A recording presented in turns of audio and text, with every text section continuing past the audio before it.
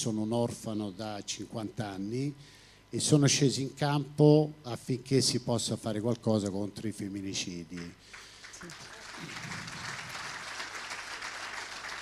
Sembra ironia della sorte che a pochi giorni da queste dichiarazioni in auditorium dello Stadio Friuli proprio a Udine avvenisse purtroppo l'ennesimo femminicidio con la brutale morte di Samia Kedim. Invece i numeri sono questi.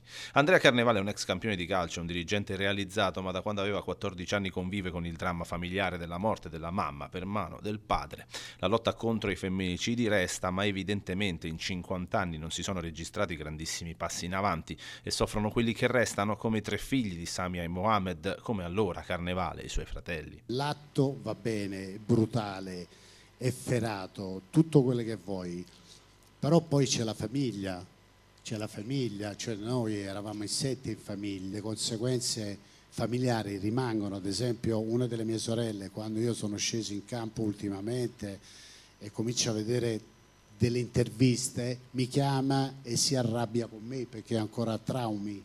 Mio fratello la stessa cosa, però adesso è l'ora di cambiare.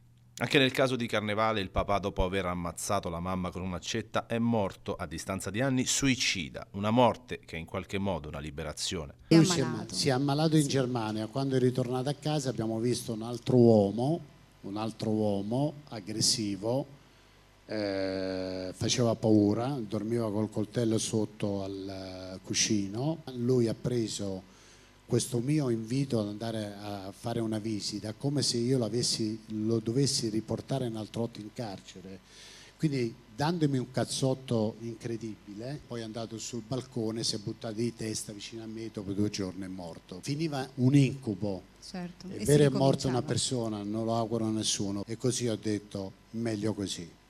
Ma resta un messaggio a testimonianza che i sentimenti di ognuno possono essere diversi anche nel dramma.